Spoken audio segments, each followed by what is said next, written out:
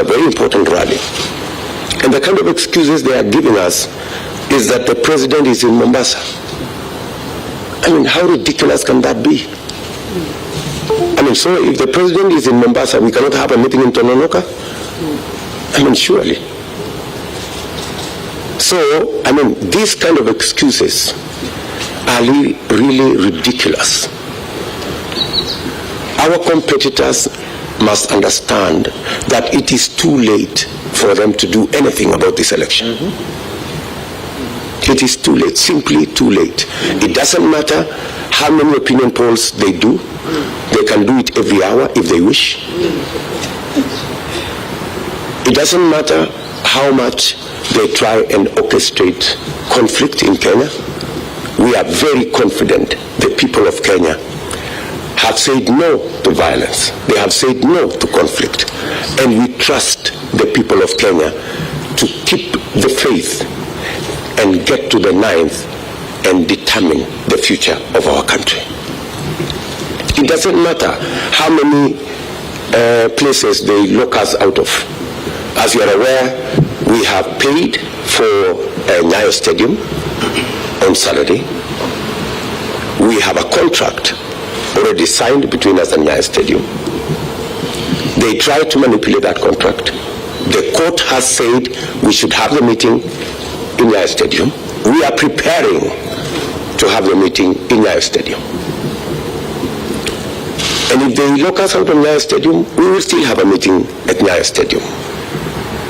The same way we had a meeting in Bombshell Stadium, on the road, wherever. But we're going to have the meeting anyway, because the die is cast. The people of Kenya have made a choice. And the panic we see in Azimio will not help them. All we are asking His Excellency the President, with tremendous respect, is not to allow the country to face unnecessary conflict because the Azimio project has collapsed. It has collapsed, and there is nothing you can do about it.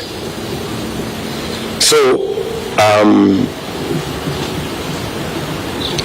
we are asking the country to be calm.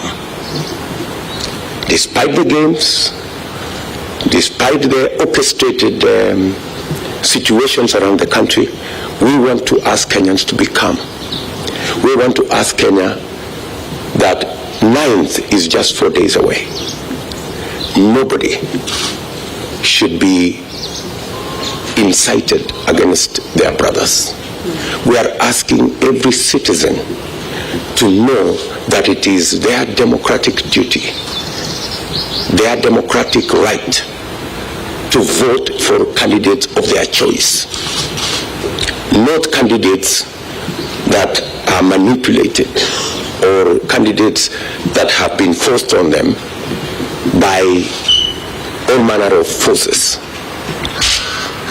We are asking our competitors to be decent. We are asking our competitors to understand that this is democracy and they cannot reverse the will of the people. I have absolute confidence that the IEBC, left alone, will carry out its responsibility in accordance with the Constitution and midwife the next administration. As that is going on, I equally want to ask the CEO of Kenya Power, Mr. Muli, and the CEO of Communication Authority, Mr. Chiloba, to exercise the responsibilities of their offices in accordance with the law. Kenyans do not want to see what happened during the presidential debate, where huge sections of Kenya were subjected to a blackout. they must never be, or they must never be part of any scheme. And I'm talking about Muli and Chiloba. They must never be part of any scheme to switch off either electricity or the internet anywhere in Kenya. It is against the law, it's against the constitution, it is an act of sabotage, and it is an act that undermines the will of the people of Kenya. Kenyans don't want to vote in the dark. Kenyans don't want this election to be held in darkness or in gray areas or in dark corners. Kenyans want a free, fair, and transparent election. Kenyans want to know what is going on. They want the internet to work. They want lights to be on, so that's the only way we can guarantee a free, fair, and democratic election. We have chosen to make this statement in this manner because we believe that the issues are weighty, and we do not expect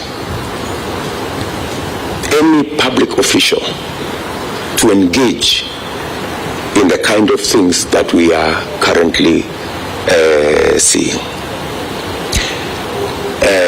Ladies and gentlemen, I want to say thank you very much for your time, for coming to this press conference.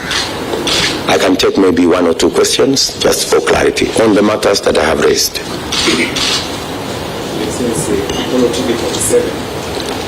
You've spoken about the president in a meeting. Did he give any instructions in that meeting, and what were the instructions?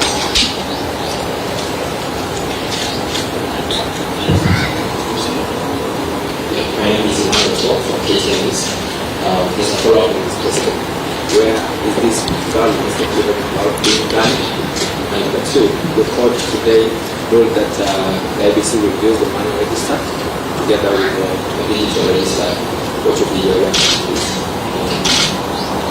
Your Excellency, my name is Swahili from TV.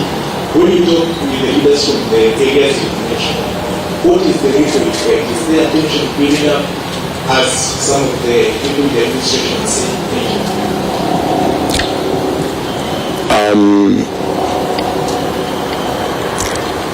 I think the president knows very well what he told the people in the meetings he held. And in all these meetings, I mean, even as you talk to 3, 4, 5, 10, 15 people, there are people who don't believe in the kind of schemes that are being carried out, whether they are in these meetings of chiefs.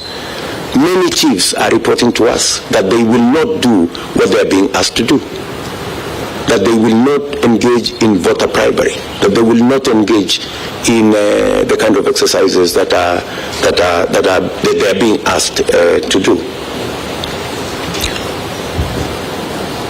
When we talk about where is this happening, unless you don't live in Kenya, I mean, you've seen where the leaflets are. You know, that is a matter of not me to tell you, but those are matters that are very clear. When you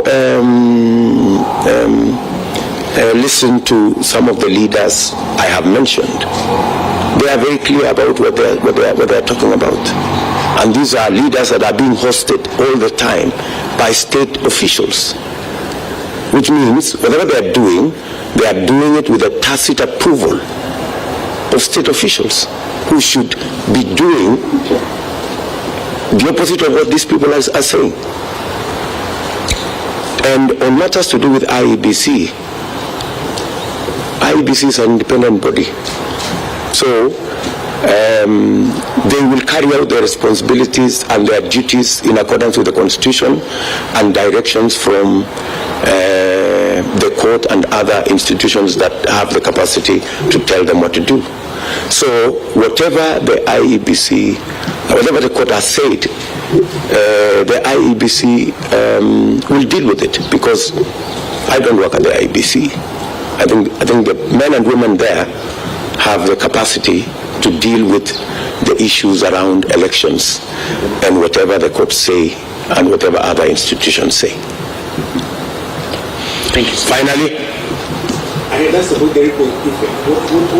What are the leaders telling you is happening out of all the actions? let us not speculate on any matter. I think I was raising these issues so that I bring the attention of the country and the international community, so that we can all be vigilant and make sure that nothing untoward happens in Kenya. Thank you very much. Asante sana.